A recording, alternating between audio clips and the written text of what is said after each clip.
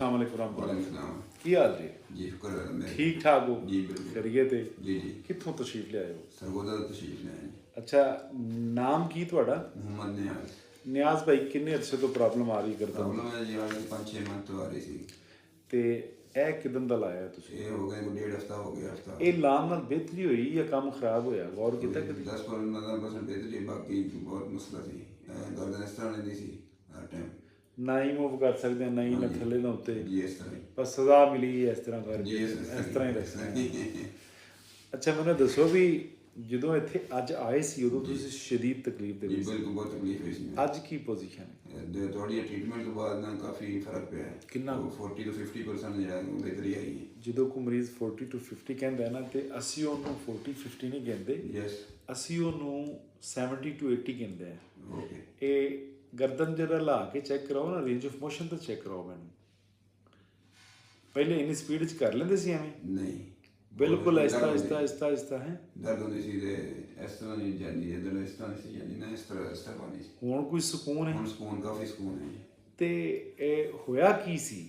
ਉਸ ਬੈਠਦੇ ਆ ਕੰਮ ਬੈਠਣਾ ਲੱਗਦਾ ਬੈਠਦੇ ਆ ਕੋਈ ਕਮਰ ਸ਼ਾਇਦ ਤੇ ਕਮਰ ਦੇ ਪੈਸੇ ਪ੍ਰੋਬਲਮ ਹੈ ਦੇਖੋ ਸਰਵਾਈਕਲ ਦਾ ਜਦੋਂ ਵੀ ਇਸ਼ੂ ਆਉਂਦਾ ਹੈ, ਜੇ ਤਾਂ ਉਹ ਰਿਪੋਰਟ ਦੇ ਹਿਸਾਬ ਨਾਲ ਦੇਖੀਏ ਤਾਂ ਉਹ C2 3 ਤੋਂ ਲੈ ਕੇ C6 ਤੱਕ ਯਾਨੀ ਸਾਰੇ 7 ਦੇ 7 ਹੋ ਰਹੀ। ਹਾਂਜੀ ਉਹ ਤਾਂ ਇੱਕ ਤੁਹਾਡਾ ਜਿਹੜਾ ਹੈ ਨਾ C5 ਤੋਂ C6 ਤੱਕ ਜਿਹੜਾ ਉਹ ਤੁਹਾਡਾ ਬਲਜ ਹੈ, ਜੀ ਜੀ ਲੇਕਿਨ ਉਹ ਤਾਂ ਮਤਲਬ ਇਹ ਨਹੀਂ ਕਿ ਤੁਸੀਂ ਜਿਵੇਂ ਡਾਕਟਰ ਕਹਿ ਰਿਹਾ ਸੀ ਕਿ ਕਰੋ ਤੇ ਸਰਜਰੀ। ਹਾਂ ਉਹਨਾਂ ਦੇ ਡਿਸਕ ਸਲਿਪ ਹੋ ਗਈ ਜਿੰਨਾ ਪ੍ਰੈਸ਼ਰ ਦੇ ਰਹੀ ਹੈ ਤੇ ਤੁਹਾਡਾ ਬਾਜੂ ਵੀ ਜਿਹੜਾ ਨਾ ਕੰਮ ਨਹੀਂ ਕਰ ਰਿਹਾ। ਹਾਂ ਕਿੰਨਾ ਕੁ ਡਰਾਇਆ?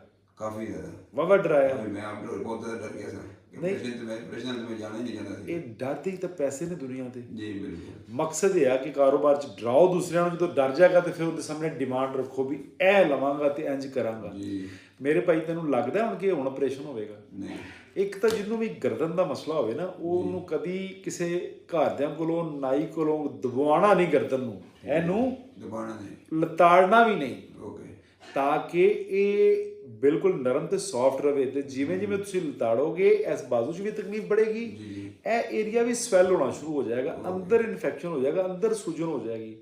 ਤੇ ਜਨਾਬ ਇਨਸ਼ਾਅੱਲਾ ਫਜ਼ਲਾ ਤੁਹਾਡਾ ਇਹ ਕਾਲਰ ਮੈਂ ਲਵਾ ਰਿਹਾ, ਜੀ ਓਕੇ ਤੁਸੀਂ ਕਦੀ ਲਾਣਾ ਹੈ। ਤੇ ਭੇਜਿਆ ਕਿਨੇ ਸੀ ਤੁਹਾਨੂੰ? ਮੀਆਂ ਨਸੀਮ ਸਾਹਿਬ ਮੀਆਂ ਨਸੀਮ ਸਾਹਿਬ ਸਾਧੋ ਕੀ ਵਾਲੇ ਜੀ ਸਰ ਅਲਵਾਬ ਰਾਈਸ ਨੇ ਤੋਂ ਅਲਵਹਾਬ ਰਾਈਸ ਮਿਲ ਵਾਲੇ, ਉਹ ਮੇਰੇ ਕੋਲ ਕਮ ਸੇ ਕਮ 5 ਸਾਲ ਪਹਿਲੇ ਆਏ ਸਨ। ਮੇਰੇ ਮੋਹਤਰਮ ਨੇ, ਮੇਰੇ ਉਹ ਭਾਈ ਨੇ। ਦੇਖੋ ਇੱਕ ਜਿਹੜੀ ਵੀਡੀਓ ਲੈਣੇ ਪੈ ਨਾ ਸਿਰਫ ਔਰ ਸਿਰਫ ਇਹ ਆ ਕਿ ਲੋਕਾਂ ਦਾ ਭਲਾ। ਮੀਆਂ ਸਾਹਿਬ ਨੂੰ ਵੇਖ ਕੇ ਕੋਈ 100 ਬੰਦੇ ਆਏ, ਮੀਆਂ ਸਾਹਿਬ ਵੀ ਸਰਜਰੀ ਕਰਵਾਉਣ ਆਏ ਸਨ।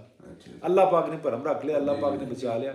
ਤੇ ਮੇਰੀ ਜਨਾਬ ਨੇ ਇੱਕ ਹੀ ਰਿਕੁਐਸਟ ਹੈ ਕਿ ਆਪਣੇ ਖਾਣੇ ਪੀਣੇ ਜਿਹੜੇ ਨਾ ਉਹ ਖੂਬਸੂਰਤ ਕਰੋ, ਜਿਹੜੇ ਤੁਹਾਨੂੰ ਪਰਹੇਜ਼ ਦੱਸਾਂਗੇ ਉਵੇਂ ਉਹ ਹਿਸਾਬ ਕਿਤਾਬ ਲਾਣਾ। ਤੇ ਚਾਵਲ, ਗੋਭੀ, ਖੀਰਾ, ਭਿੰਡੀ, ਸਾਰੀਆਂ ਦਾਲਾਂ ਮੂੰਗੀ ਤੋਂ ਇਲਾਵਾ ਕੋਸ਼ਿਸ਼ ਕਰਨਾ ਜਿਹਨੂੰ ਸਰਵਾਈਕਲ ਦਾ ਇਸ਼ੂ ਹੈ, ਜਿਹਨੂੰ ਥਰਾਈਸਿਕ ਦਾ ਇਸ਼ੂ ਹੈ, ਜਿਹਨੂੰ ਲੰਬਰ ਜ਼ੋਨ ਦਾ ਇਸ਼ੂ ਹੈ, ਇਹ ਗਜ਼ਾਵਾਂ ਕਦੀ ਵੀ ਇਸਤੇਮਾਲ ਨਾ ਕਰੇ।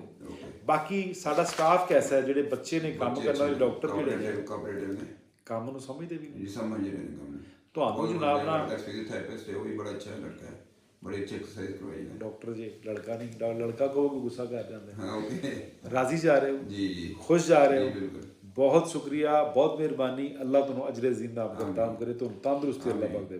अल्लाह दस अस्सलाम वालेकुम।